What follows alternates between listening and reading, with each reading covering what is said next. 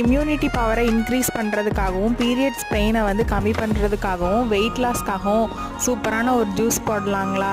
வெண்பூஸ் நீங்கள் வெயிட் லாஸ்க்கு ரொம்பவே ஹெல்ப் பண்ணும். சீட்ஸோடவே யூஸ் பண்ணிக்கணும். ஒரு 200 கிராம் வெண்பூசணி கூடவே ஒரு முழு மாதுளம்பழத்தை தொளிச்சு எடுத்துக்கணுங்க. ஒரு மாதுளம்பழத்துக்கு 2 நெல்லிக்காய் ஆட் பண்ணி ஜூஸை நல்லா அடித்து வடித்து குடிச்சிக்கலாங்க.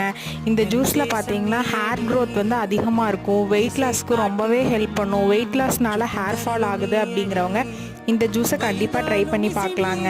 ரத்தத்தோட அளவு கம்மியாக இருக்குது அப்படின்னு சொல்கிறவங்களும் இந்த ஜூஸை வந்து நல்லாவே குடிச்சு பார்க்கலாம். மாதுளம்பழம் வந்து நம்மளோட ரத்தத்தோட அளவை வந்து அதிகப்படுத்தும்.